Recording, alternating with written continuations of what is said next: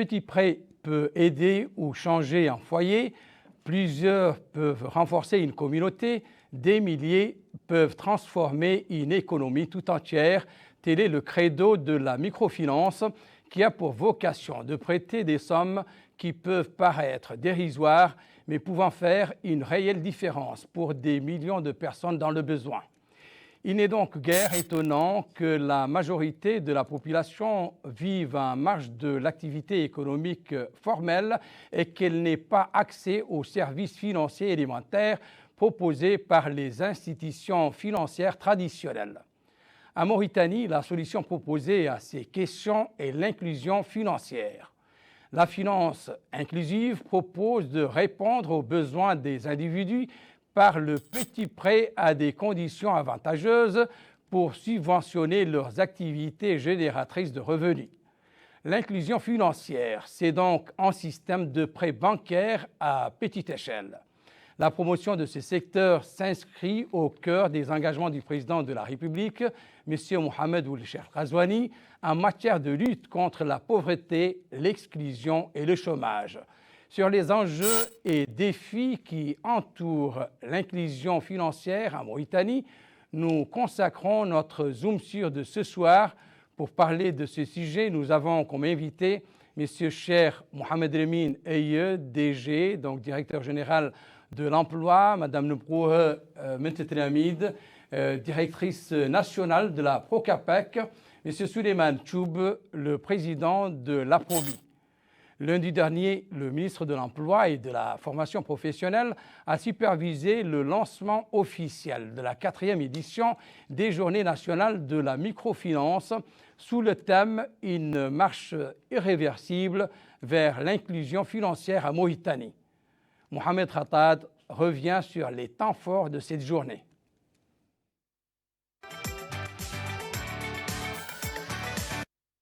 Ce sont des journées de réflexion qui visent à redynamiser le secteur de la microfinance, définir une approche participative de la promotion du secteur et constituer une vision claire sur le cadre institutionnel, à sensibiliser le public et les acteurs sur les enjeux de la microfinance dans le développement socio-économique de la Mauritanie et son rôle dans le processus de création des richesses, notamment dans un contexte post-Covid-19.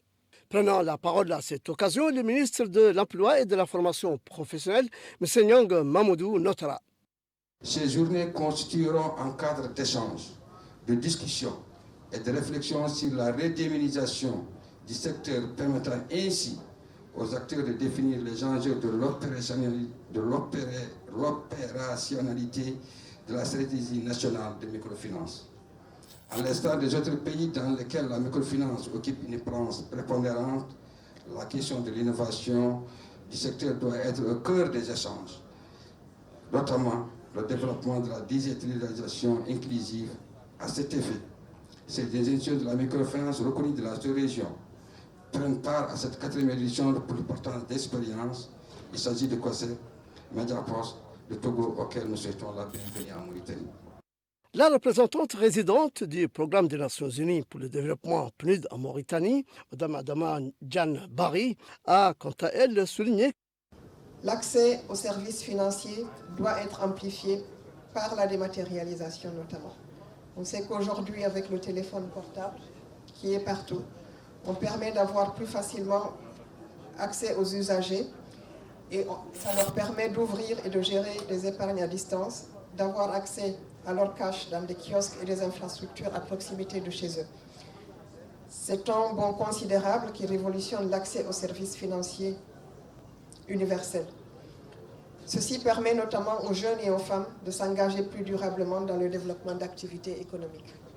De son côté, le directeur général de l'Emploi a axé son intervention sur une présentation succincte des Journées nationales de la microfinance en précisant les objectifs dont la redynamisation du secteur de la microfinance et la mise en place d'une stratégie participative entre les différents intervenants.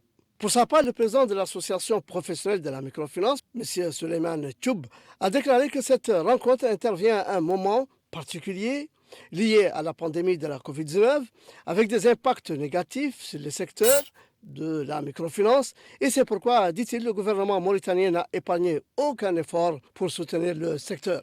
Il a rappelé que les sociétés de microfinance sont au nombre de 32 et pèsent 20,5 milliards d'anciennes ouguiya et que plus de 500 000 citoyens à faible revenu en bénéficient. Il est à noter que ces journées de réflexion sur les enjeux qui entourent le secteur de la microfinance portent sur la réglementation et le contrôle pour garantir une concurrence saine des fournisseurs.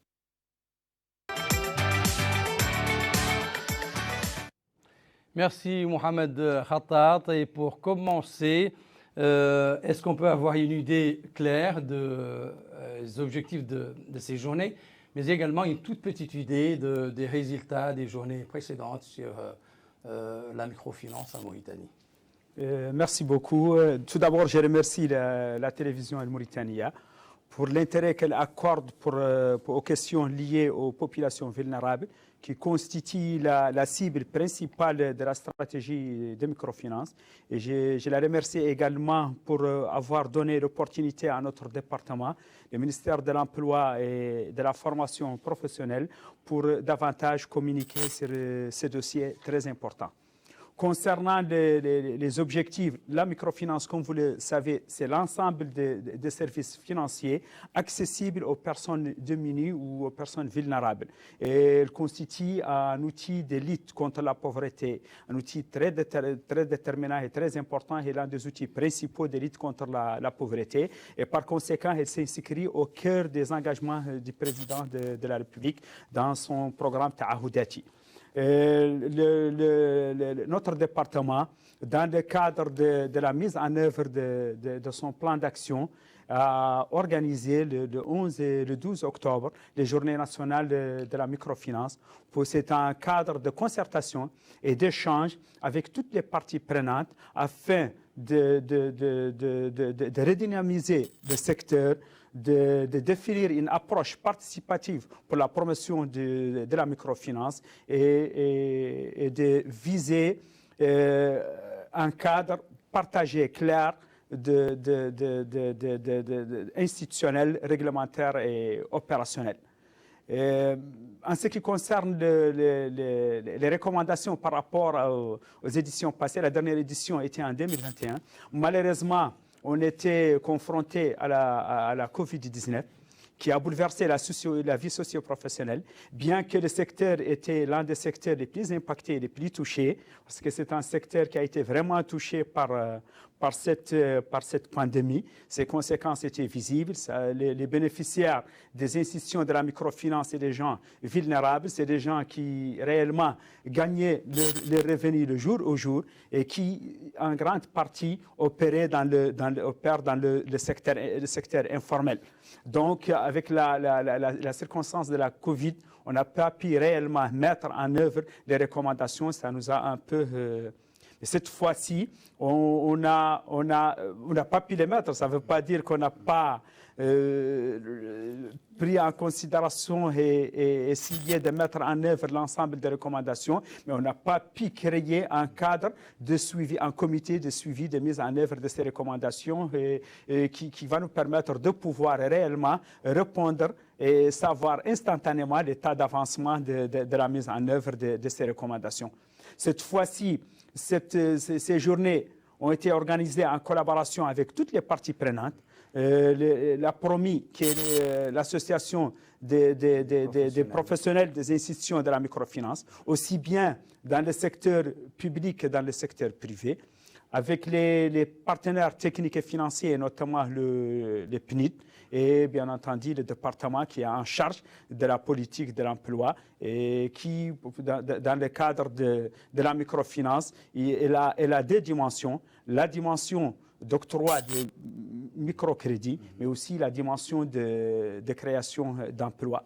Matériellement, ces journées de microfinance ont été organisées sous forme de conférences et débats, sous forme d'ateliers d'échange et sous forme d'exposition à des stands par les opérateurs économiques de leur rôle, sur leurs missions et leurs produits. Il convient de souligner que dans le cadre de partage d'expériences et de transfert de compétences, nous avons invité des institutions de microfinance très développées dans la sous-région, notamment le COSEC la COSEC du Togo et Mediasoft aussi du Togo, qui ont partagé avec nous leur expérience dans la digitalisation du secteur.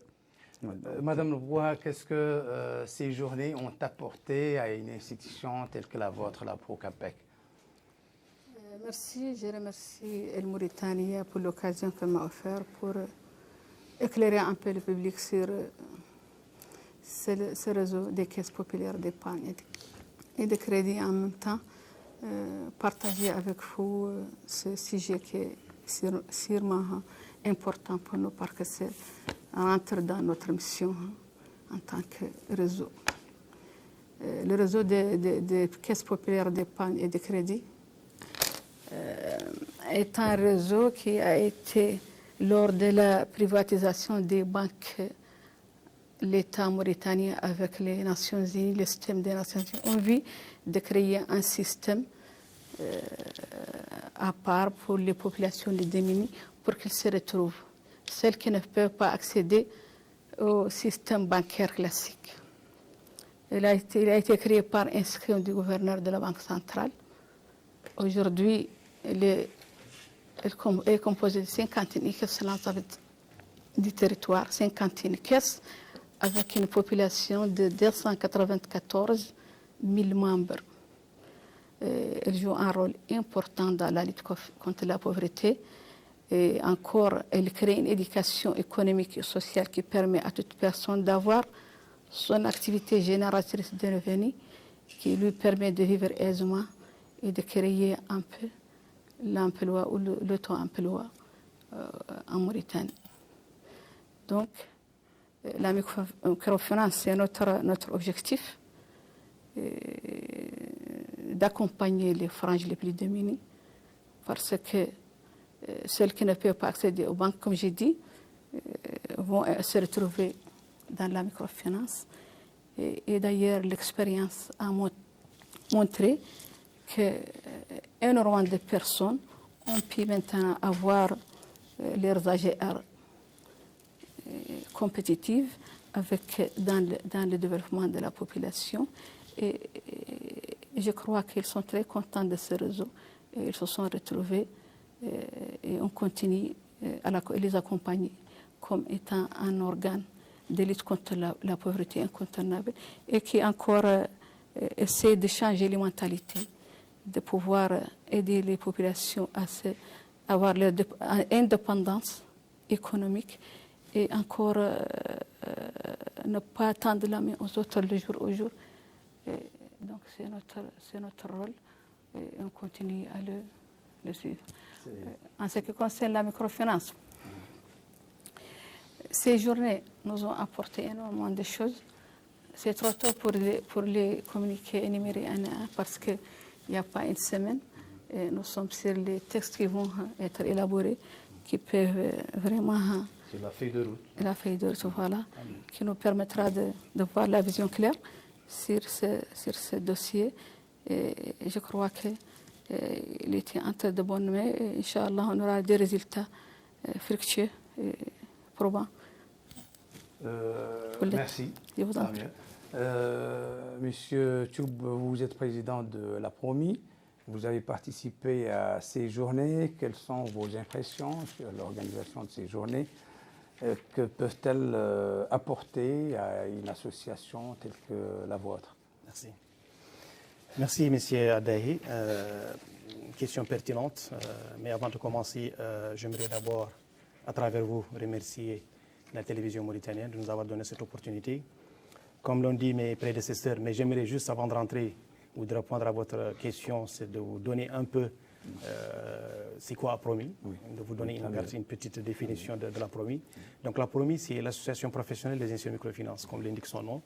Donc c'est l'association des professionnels et acteurs de la microfinance. Donc il regroupe toutes les institutions de microfinance qui sont agréées par la Banque centrale. D'office, une fois que l'institution est agréée par la Banque centrale, elle est d'office membre de la PROMI. Donc, ces institutions, actuellement, au moment où je vous parle, elles sont au nombre de 32 institutions. Donc, ce qu'il y a lieu de savoir, c'est qu'il y a 3 catégories d'institutions de microfinance. Vous avez la catégorie A, ce sont les coopératives d'épargne de crédit, on les appelle des fois les mutuelles d'épargne de crédit, qui sont au nombre de 12 institutions. Vous avez ce qu'on appelle la catégorie B, ce sont des sociétés anonymes, donc, qui sont au nombre de 21 institutions. Et vous avez la catégorie C, c'est des projets, mais qui ont un volet microfinance. Actuellement, au moment où on parle, on n'a qu'une seule catégorie, de la catégorie C. Donc, toutes ces institutions confondues se retrouvent au sein de cette association qu'on appelle l'association professionnelle. C'est la sœur de l'association professionnelle de banque, en quelque sorte, la PBM, donc qui regroupe toutes les banques. Donc, c'est la centrale syndicale de ces institutions qui défend les intérêts de ces institutions.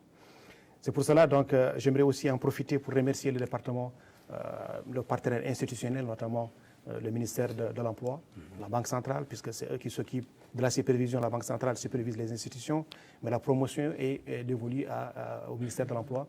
Donc, il y a un partenaire vraiment stratégique qui, grâce à lui, que ces journées ont pu avoir lieu.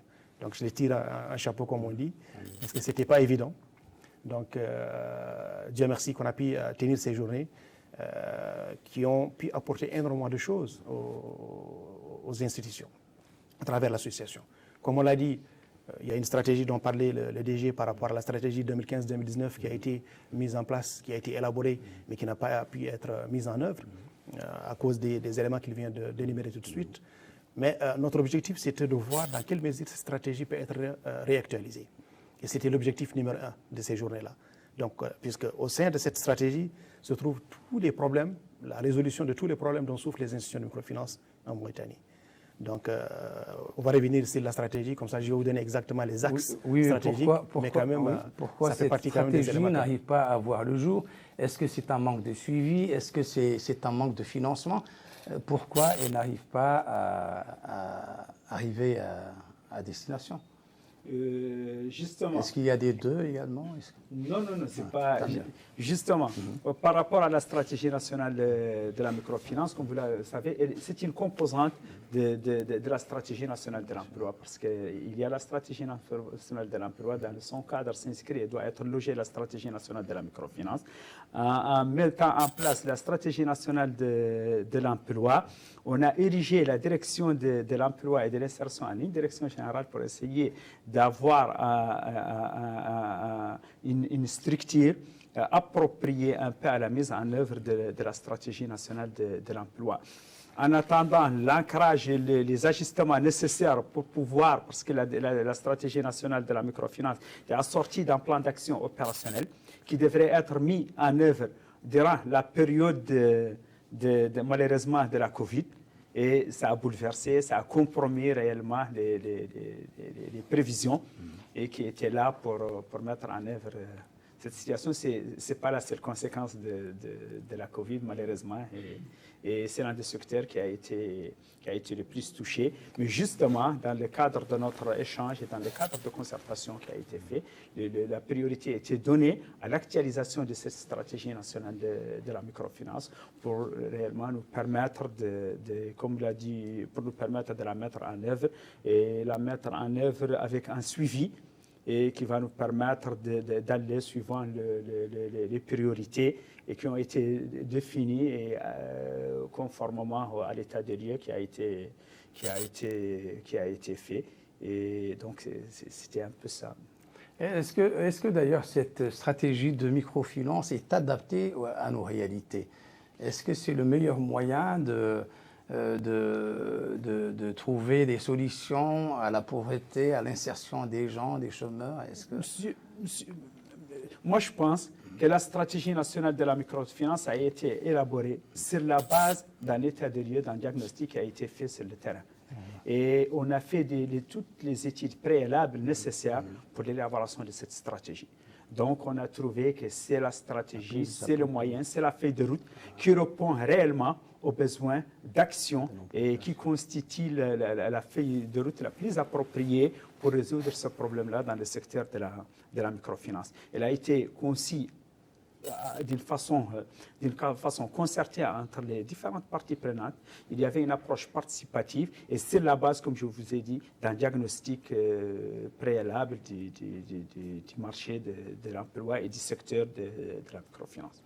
Est-ce que, Madame Lebro, est-ce qu'on peut avoir une idée des produits que vous offrez à vos membres, à vos adhérents, et est-ce qu'ils répondent à leurs attentes? D'habitude, nous avons un public ciblé qui est venu lui-même demander les services de la PROCAPEC, des caisses populaires, les CAPEC. Ces services sont les crédits. Mais avant d'avoir le crédit, il y a l'épargne. Parce que c'est l'épargne qui se base pour pouvoir octroyer le crédit. Ces crédits-là sont destinés aux fragiles les plus démunis, les pauvres gens qui viennent solliciter des crédits chez nous. Les crédits qui vont être octroyés à ces gens-là, ce sont sur leur demande. Parce que dans chaque CAPEC, il y a un comité de crédit chargé de l'octroi du crédit des volontaires qui sont élus par l'Assemblée générale de la Caisse. Comment se passe ce processus de sélection? Le processus, bon, nous avons les gens qui viennent adhérer au réseau, à la CAPEC. Parce que l'important, c'est ça, il faut qu'on explique C'est d'avoir une épargne pendant 3 mois. Ouais. Quand il termine ces 3 mois, il bénéficie d'un crédit minimum de la valeur de 150 000 MRO. Quand il fait son AGR accompagné par la caisse, il l'accompagne dans tout son processus parce que les gens ne sont pas très de bonne réputation en gestion. On les accompagne pour la mise en place de leur AGR.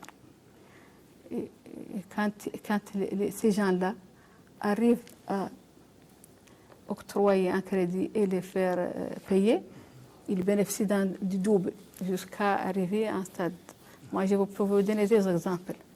Nous avons un vendeur de kirdan qui avait des kirdans à vendre. C'est un bon exemple. On lui a convié à venir adhérer au réseau. Il est venu, et parfois il épargne 200 ouguiya, 100 ouguiya, 20 ouguiya même. Pour ces quelques années, il a pu avoir 16 000 ouguiya. 16 000 ouguiya. Nous, on lui a donné le double pour faire son activité et c'est continué. Ce monsieur, en 2009, il s'est retrouvé avec 3 Mercedes 197, une maison en béton armé pour lui, une boutique, c'est-à-dire une poissonnerie avec les légumes et choses. Et lui, le papa, il a un atelier de Michelin, de la base de Kirdan. Ça, c'est encourageant. Absolument. D'autres gens, une femme à Nouadhibou qui avait des chèvres à vendre du lait. Cette femme s'est transformée en une vendeuse de yaourt, des dérivés du lait, toutes les dérivés du lait. Et maintenant, elle est devenue d'une bonne réputation à Nouadhibou, connue par tout le monde, et elle est devenue riche. Les vendeuses de couscous, j'en passe.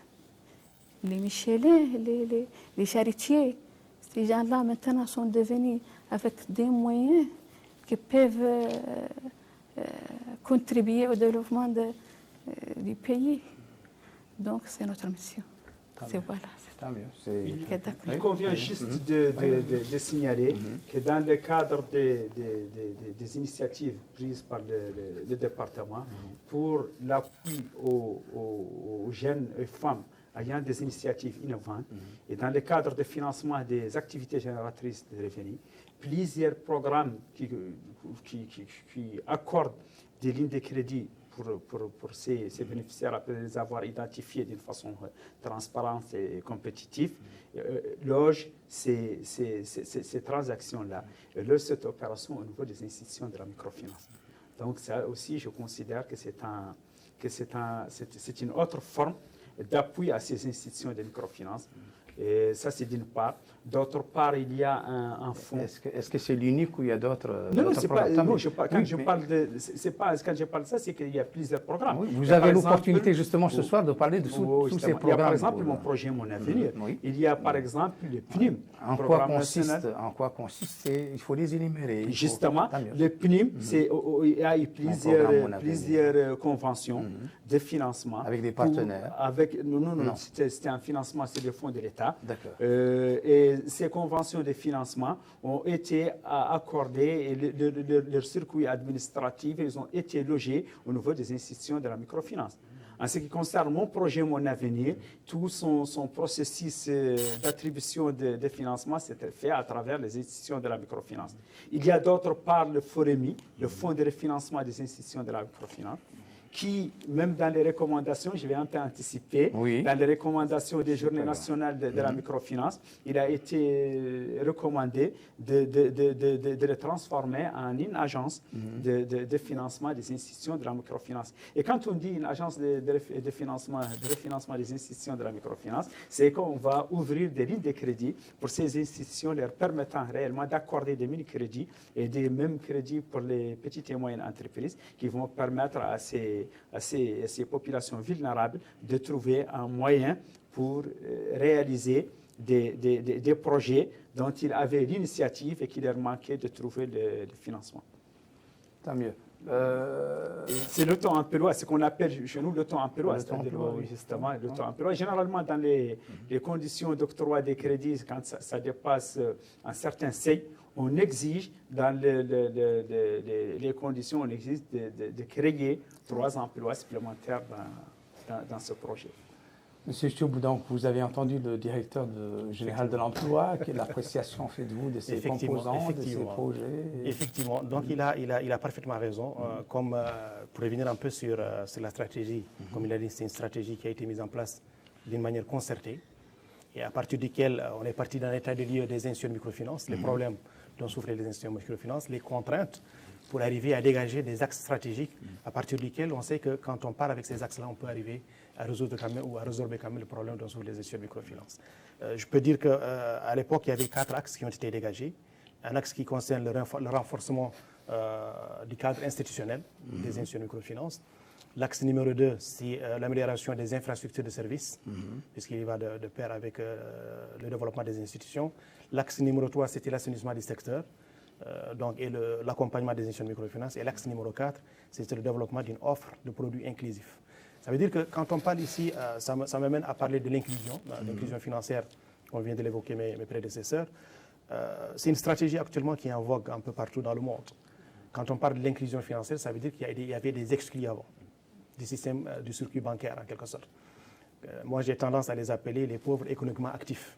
C'est des gens qui sont là, qui ont les moyens, comme vient de le dire Madame la directrice nationale. L'exemple qu'elle a donné, c'est un exemple vraiment saillant par rapport à ce que peut faire la microfinance par rapport à l'amélioration des conditions de vie des populations les plus vulnérables. Vous avez vu? Donc, l'objectif, c'est quoi? C'est qu'il a été constaté que au niveau des pays, il y a de ces personnes qui sont exclues du système bancaire classique, faute de garantie, puisque ces gens ne disposent pas de garantie pour arriver à contracter des prêts au niveau des banques. Donc l'alternative, c'était quoi? C'était de mettre en place des institutions de microfinance pour pouvoir quand même absorber cette force économique qui est là. Donc c'est d'où l'objectif, l'objet de la création de ces institutions. Donc c'est pour dire que à partir de cela, l'État a accompagné aussi le secteur, en réalité. Comme vient de le dire le DG, il y a eu des institutions qui ont été mises en place pour pouvoir accompagner, puisqu'on a constaté que le casse-tête numéro 1 des institutions de microfinance, c'est l'accès au financement. Bien vrai qu'on est dans le secteur financier au même titre que les banques, mais malheureusement, le courant ne passe pas entre les institutions et les banques en réalité. Puisque quand les institutions se présentent au niveau des banques, bien vrai qu'elles versent leur argent, leur surplus au niveau des banques, mais quand elles viennent pour contracter un prêt au niveau des banques, on a tous les problèmes du monde. Amener les garanties, les titres fonciers, et les institutions n'en disposent pas. Donc d'où les plaidoyers de la première journée de réflexion, journée de microfinance de 2013, on avait demandé à l'État de nous mettre en place une structure spécifique dédiée à la microfinance, au refinancement des institutions de microfinance. Et ça a été fait. Le FOREMI dont il parle actuellement, c'est une institution qui est logée au sein de CDD, donc qui joue le rôle d'organe de refinancement des institutions de microfinance. Il avait vu juste, puisque dans les journées, on avait fait un plaidoyer parmi les recommandations, c'est d'ériger cette institution en organe de promotion du secteur de la microfinance. Il a déjà commencé à donner ses premiers prêts. C'était l'année passée, le mois de mars. Le mois de décembre, il y a eu certaines institutions qui ont signé leur contrat dans le mois de novembre 2021 et qui ont pu bénéficier des prêts qui ont été octroyés à ces institutions-là. Donc, sinon, les institutions dont il parle, PNIM aussi apporte beaucoup de soutien au secteur de la microfinance. Mon projet, mon avenir, comme il l'a dit, effectivement, c'est dans la même lancée, c'est d'essayer de financer les PME. Parce que comme vous le savez aussi, les PME, moi je les appelle les laissés pour compte, puisqu'ils ne peuvent pas contracter des prêts au niveau des banques, faute de garantie, mais ils ne peuvent pas aussi bénéficier des services financiers des institutions de microfinance, puisque le plafond des institutions dépasse leurs besoins. Vous avez vu, donc, MPE vient un peu aider à résorber ce problème, donc à mettre en place cette stratégie donc, qui est pilotée par le département de l'emploi, et les montants et la gestion de ces fonds sont alloués ou bien sont attribués aux institutions de microfinance, notamment la Procapec, qui est le poids lourd, machallah, du secteur de la microfinance. D'accord. Nous le savons, donc la microfinance s'inscrit dans le cadre d'une durée. Comment faut-il convaincre les partenaires? D'abord, quels sont les partenaires du département et comment les convaincre d'investir dans cette composante? D'accord. Merci beaucoup. Donc, pour cette question, tout d'abord, je pense que je vais passer par un témoignage qu'a effectué l'un des partenaires principaux qui nous a accompagnés dans cette édition. C'était le PNID, et qui, en voyant le sérieux, l'échange, la qualité de l'échange et l'ensemble des recommandations, s'est déclaré prêt à nous accompagner suivant conformément aux requêtes qui seront introduites par le département. Par ailleurs, il convient de vous signaler qu'il y a un cadre de concertation et d'échange entre les différentes parties prenantes. Il existe déjà, on va le formaliser, et c'est ce qui nous permet réellement d'échanger. Les partenaires techniques et financiers, qu'on appelle communément les bailleurs de fonds, sont avec nous, avec la PROMI. Ensemble, on réfléchit sur les mécanismes de préparer une feuille de route qui va nous permettre réellement de redynamiser le secteur, de faire sa promotion. Donc déjà, il constitue avec nous une partie prenante, réelle, active dans la préparation de la feuille de route. Et donc, ils sont convaincus par les échanges et par la détermination et surtout l'organisation des institutions de la microfinance à nous accompagner dans ce processus. Et je pense que juste on attend, on est sur, certes, on n'a pas encore finalisé notre rapport final, on n'a pas encore préparé nos requêtes de financement, on n'a pas encore finalisé la feuille de route. Tous ces éléments-là, une fois prêts, vont nous permettre réellement de franchir un pas important dans la redynamisation du secteur. Madame la directrice nationale, nous le savons, la Procapec, ce n'est pas seulement octroyer ces petits prêts à des gens qui sont dans le besoin, et c'est un geste louable. Il y a également l'autre composante qui est le recouvrement, et dont dépend vraiment la réussite et la continuité de la mission de votre institution. Comment se passe le recouvrement au niveau de la Procapec? Je dis tout simplement que le recouvrement dépend du débit d'octroi du crédit, parce qu'il faut avoir sur des gens qui vont avoir le crédit, nous avons une expérience avec eux, on le connaît très bien. Ils vont certainement être obligés de payer, de rembourser. Parce que quand on parle maintenant, le jargon ici, quand on dit Procapec, il est Capec, il faut payer impérativement. Parce que ce sont tous les problèmes qui démontrent qu'ils vont se poser à la personne qui essaie de faire des détournements aux choses, à ne pas payer le crédit à la Procapec. Alhamdoulilah, nous maintenant, le recouvrement atteint parfois 97%. L'autre jour, avec mon projet Mon Avenir, nous sommes à 86%. Les gens du ministère de l'Emploi le témoignent.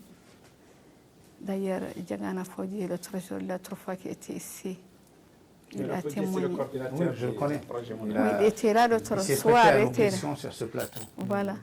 Donc, nous sommes vraiment très fermes pour que le recouvrement se fait, parce que c'est notre point fort. Parce que notre capital, c'est la confiance. Si elle ne règne pas, il n'y a rien. Nous, on joue double casquette. Avec les partenaires nationaux, avec les partenaires internationaux. Notre point fort, quand on fait un engagement avec un partenaire, et ça arrive à bien, donc c'est une raison de pouvoir décrocher de ce partenaire une autre ligne de crédit. Ce qui s'est fait avec beaucoup de bailleurs tels que le TRIAID, tels que le FADES, tels que le Hayat al-Karima, sont des partenaires à nous. Et nous sommes maintenant, le Koweït, nous sommes à sa 3e phase maintenant. Fin octobre ou début novembre, on va commencer à octroyer le crédit. Le Hayat al-Karima donne 3 millions de dollars. Et c'est pour la 3e fois qu'on l'octroie, on le retourne dans un compte à la Banque centrale bloqué jusqu'à qu'on arrive à la fin, sur 3 ans, on arrive à la fin de ce programme et on demande une 3e phase, une 4e phase pour l'octroi. Nous avons TRIAID qui vient de tout de suite de terminer et on a eu l'attestation d'un CUTIS qui dit qu'on avait réglé tout le montant à la TRIAID et nous avons le FADES qui est en cours à 100%, il n'y a aucun problème. Donc nous croyons que pour nous le recouvrement marche bien et pour nous l'État c'est un exemple. مشروع مستقبلي. Un projet mon avenir. D'accord. Monsieur Chou, vous avez quelque chose Oui, c'était juste, si vous me le permettez, de vous donner quelques chiffres clés du secteur, notamment par rapport, puisque quand on parle de... les gens ont tendance à dire que pour la microfinance, c'est l'épargne seulement, ou bien c'est le crédit.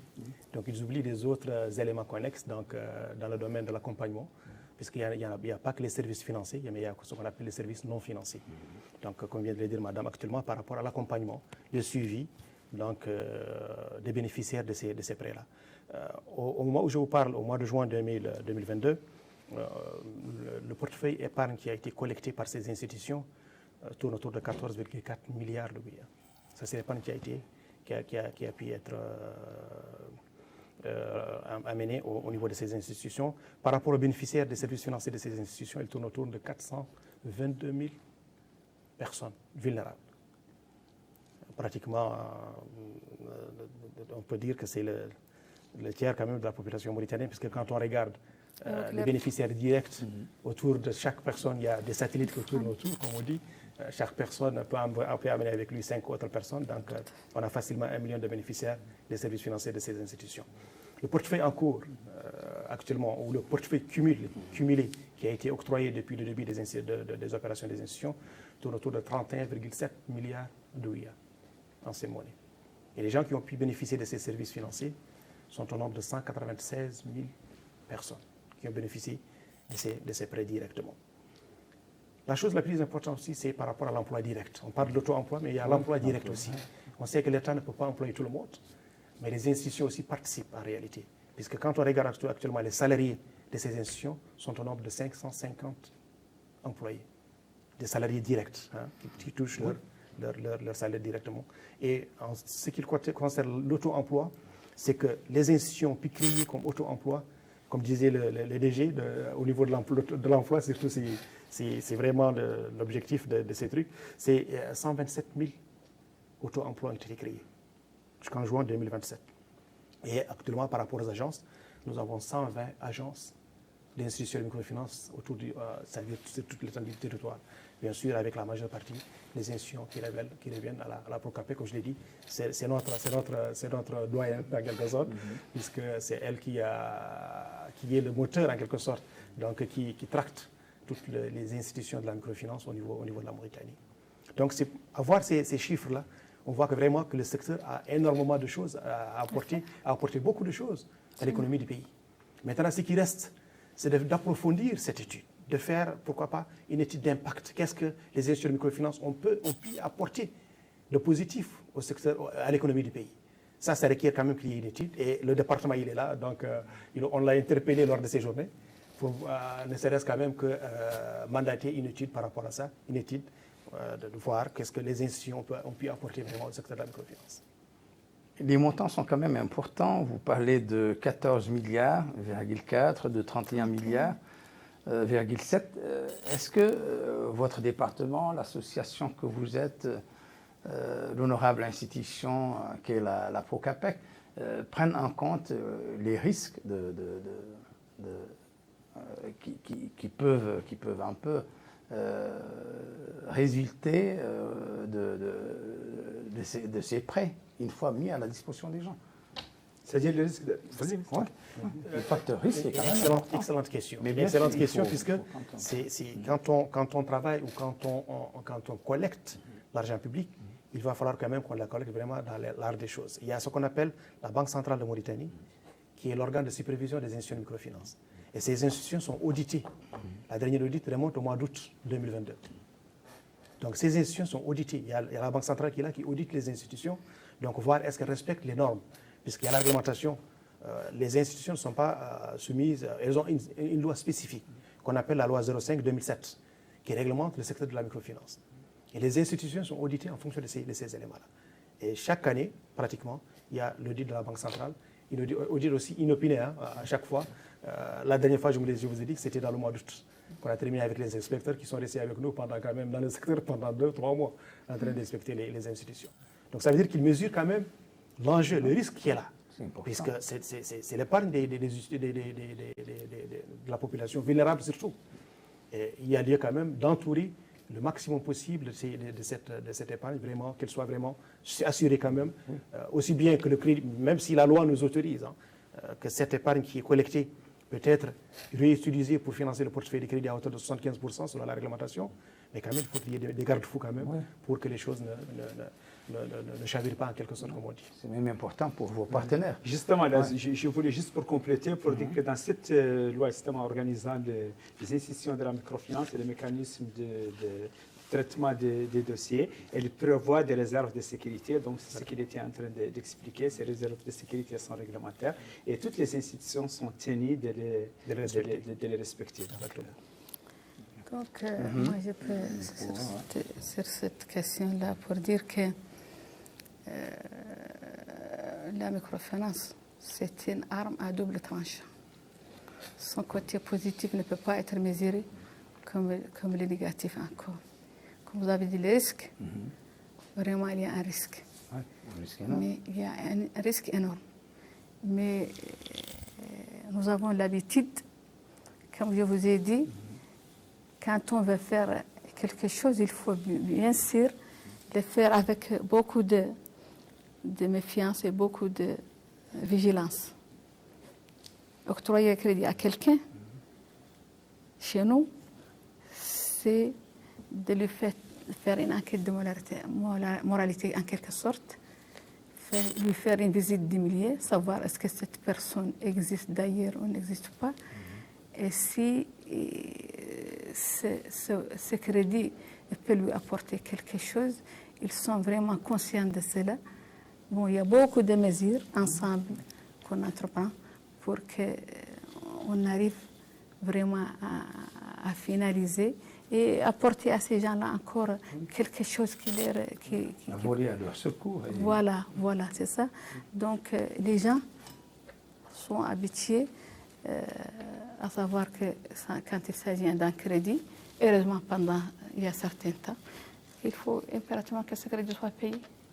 Moi, je pense aussi, pour juste compléter, que si on parle d'un portefeuille de 14,4 milliards, c'est qu'il y a une certaine crédibilité.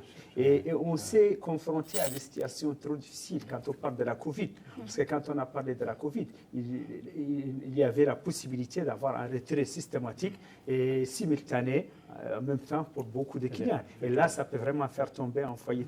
Mais c'est cette crédibilité et cette confiance qui a empêché ces retraits. Sinon, dans ces circonstances et avec les problèmes auxquels on est confronté, et surtout pour des personnes qui opèrent dans le secteur informel et qui pratiquement ont des revenus qui leur permettent de vivre le jour au jour, donc en grande partie, quand ils sont confrontés à des problèmes de ce genre, s'il n'y a pas une confiance, il n'y a pas une crédibilité, ils allaient commencer à retirer leurs fonds. Et une fois qu'ils retirent un fonds, c'est carrément là.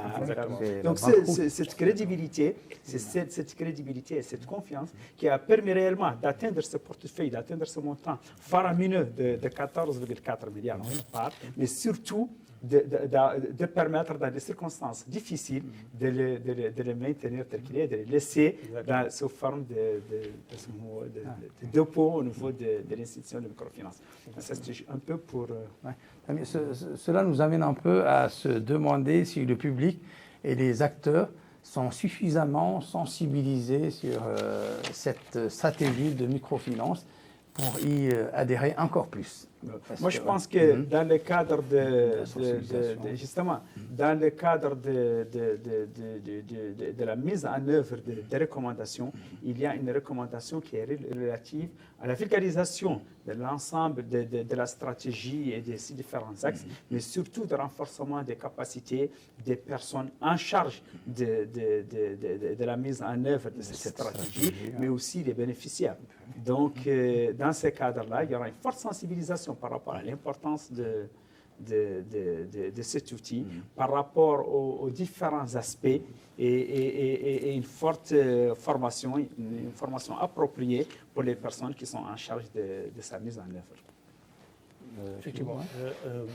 Comme l'a dit nous, c'est tout le point qui nous a beaucoup marqué, qui constitue quand même une innovation de ces journées-là, c'est la mise en place d'un comité de suivi de la mise en place de ces recommandations. Éventuellement de créer aussi un cadre de concertation pour le secteur de la microfinance. C'est dans ces éléments-là qu'on pourra atteindre, puisqu'on parle ici de l'offre et de la demande. L'offre pour les institutions de microfinance, améliorer la qualité de l'offre, mais améliorer aussi la qualité de la demande sur ces services des institutions de microfinance. Et ça ne peut se faire qu'à travers ce cadre de concertation qui va réunir et la promis et les partenaires institutionnels et les partenaires techniques et financiers qui vont voir ensemble quelles sont les mesures qu'il faut prendre pour vraiment booster ces secteurs qui constituent vraiment un secteur important pour le développement de l'économie du pays. Surtout assurer, comme vous l'avez bien dit, assurer le suivi de la mise en œuvre de ces recommandations, c'est-à-dire toute la feuille de route qui sera arrêtée d'une façon concertée et avec une approche participative. Donc, le plus important de ça, c'est le suivi de la mise en œuvre de cette feuille de route, suivant les priorités et les besoins réels de promotion du secteur. Est-ce qu'à la fin de cette émission, on peut s'accorder à dire que la microfinance est une voie sûre vers l'autonomie, vers l'autosuffisance chez nous, connaissant un peu nos réalités C'est l'un des meilleurs chemins quand même. Et justement, comme on est à la fin de l'émission, je souhaite bien dire que l'inclusion financière est l'affaire de tous. Ce n'est pas un truc exclusif aux institutions de la microfinance, au ministère de l'Emploi, à l'appui des partenaires techniques et financiers, mais réellement les bénéficiaires, la société, les populations dans leur intégralité. Ça, c'est une question qui concerne tout le monde et la contribution de tout le monde, de tous, va nous permettre réellement d'atteindre nos objectifs qui ont été fixés dans les différents échanges et les différentes concertations. Oui. Effectivement, comme vous l'avez dit, la microfinance est une alternative en réalité, puisqu'à l'époque on l'appelait la finance alternative. C'était pour accompagner l'État surtout dans la mise en œuvre de ces politiques et stratégies qui visent la lutte contre la pauvreté et le chômage. Parce que l'État ne peut pas employer tout le monde. Donc ce qui est tendance actuellement, c'est l'auto-emploi. Et qui dit auto-emploi dit microfinance. Qui dit microfinance, qui dit inclusion financière. Voilà les éléments quand même que je peux dire par rapport à ça. Est-ce que, oui, allez-y, Madame Lebois, est-ce que, puisque l'émission touche à sa fin, on a encore 3 minutes. La microfinance, c'est notre outil de lutter contre la pauvreté pour les phases les plus démunies de la population. Incontournable.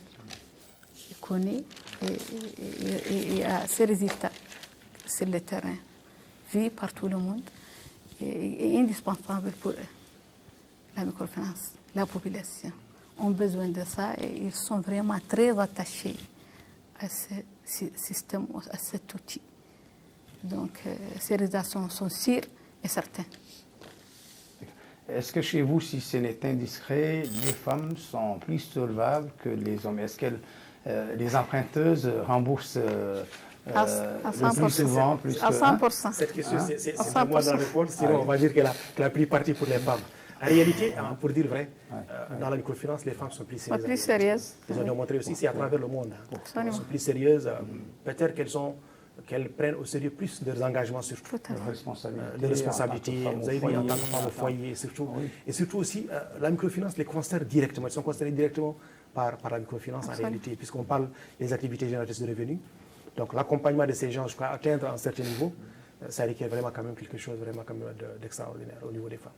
On répond vraiment aux besoins on répond vraiment à leurs besoins en réalité en termes de besoins de financement. Nous avons l'habitude de donner un dernier mot pour clôturer notre émission. Je commence par vous. Moi, justement, je réitère le fait de rappeler que c'est l'affaire l'inclusion financière est l'affaire de tous. Donc ça, c'est mieux. Mbouha, si vous avez un mot à adresser à vos adhérents, à vos membres, aux gens Je dis que nous sommes là pour le bien-être des populations, à leur service. Nous sommes prêts à les accompagner jusqu'au bout. Et on demande à l'État mauritanien de prêter attention à la microfinance parce que c'est un outil très important. Efficace pour la... Effectivement. Donc, merci d'abord pour me donner le mot de fin. C'est pour dire qu'en réalité, on ne peut pas continuer toujours à demander à l'État de faire, mais nous aussi, on a quelque chose à apporter en réalité. La microfinance, certes, c'est un outil indispensable pour lutter contre la pauvreté, mais pourvu aussi qu'il y ait des institutions aussi sérieuses. Ça, c'est aussi, il y va quand même du secteur en réalité. D'où on parle dans l'axe stratégique, c'est l'assainissement du secteur. On sait qu'il y a des brebis galeuses quelque part. Il va falloir vraiment travailler dans ce sens-là. Donc, comme l'a dit l'ADN, le microfinance constitue un outil indispensable quand même pour la lutte contre la pauvreté, l'accompagnement de l'État dans la mise en œuvre de ces politiques visant ces éléments-là. Donc, c'est la fin de cette édition de Zoom Sur. Merci à nos invités qui ont bien voulu venir s'exprimer sur notre plateau et se prêter à nos questions. Il s'agit de M. Mohamed Lemine, cher Mohamed Lemine Eye, directeur général de l'emploi, de Mme Mbouha Mentetlamid, directrice nationale de la PROCAPEC, et M. Souleymane Choub, président de l'APROMI. Merci également à nos chers téléspectateurs et à nos chères téléspectatrices. Un grand merci également à l'équipe de la télévision qui a veillé à la réalisation de cette édition de Zoom Sur. Et à très bientôt pour un nouveau numéro de cette émission. Au revoir.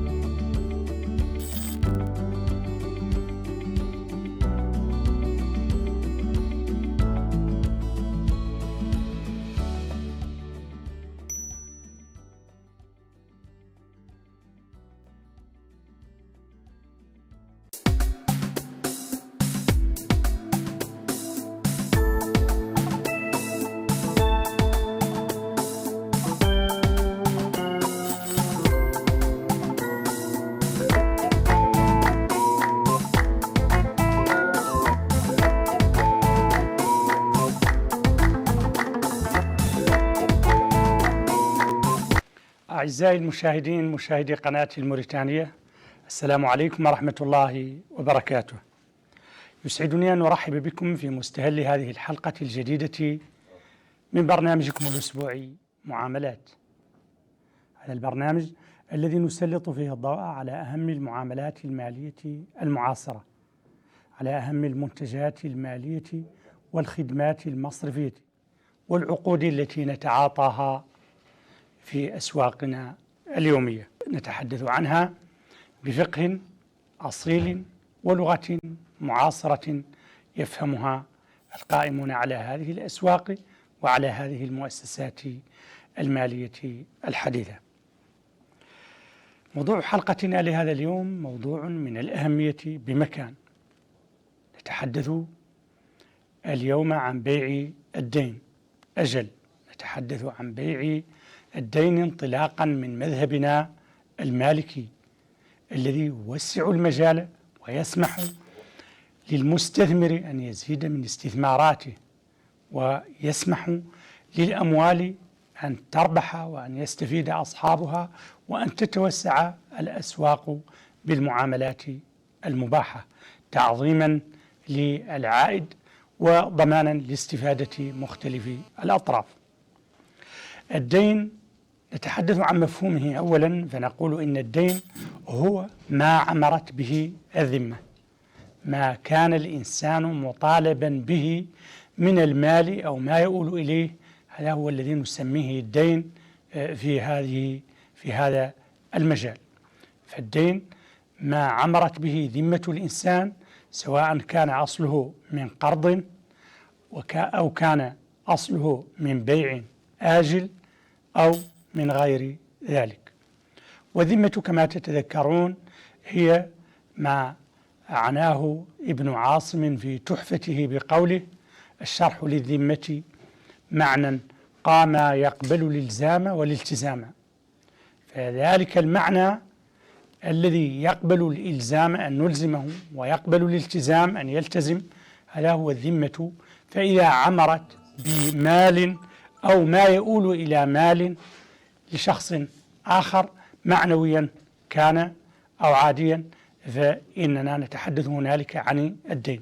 جئت إلى عمرو وأخذت من عنده 10,000 أوقية سأدفعها له بعد نهاية الشهر، فهذه 10,000 تعتبر دينا في ذمتي. اشتريت من عنده سلعا وبضائع بالدفع الآجل وأجلها إلى 15 يوما، هذا المال ثمن هذه السلع التي بيعت بالآجل يسمى دينا كذلك. هذا هو الدين. وإذا كان الجمهور يمنعون بيع الدين بناء على أنهم لا يجيزون بيع أي شيء قبل قبضه، فإن المالكية وسعوا في الأمر وأجازوا بيع الدين بشروط تستبعد المحاذير الشرعية والمخاوف الفقهية من بيعه، فوضعوا له شروطا تستبعد الغرر وتستبعد الضرر وتستبعد الربا، وأباحوا بيع الدين إذا خلا من هذه الثلاث المفسدات. نتحدث اليوم عن حاجة البنوك الإسلامية لشراء الديون، نتحدث لحاجتها أحيانا لبيع بعض ديونها والتنازل عنه لإدارة السيولة، فمنتج بيع الدين من المنتجات المهمة جدا. وحتى إنه لا يدخل في هذا المجال قابلية صكوك السلم للتداول، فحتى الآن كما تنص عليه المعايير الشرعية فإن صكوك السلم غير قابلة للتداول، لأن الآيوفي، لأن هيئة المحاسبة والمراجعة للمؤسسات المالية الإسلامية قد أخذت بمذهب الجمهور في هذا الإطار. شروط بيع الدين عند المالكية: أنا أطالب زيدا ب100,000 أوقية، هل يجوز لي أن أبيعها لغيري؟ أو أطالبه بطن من الإسمنت، هل يجوز لي أن أبيعه لغيري قبل أن يسلمه لي؟ هنالك شروط معينة يجيز فيها المالكية لي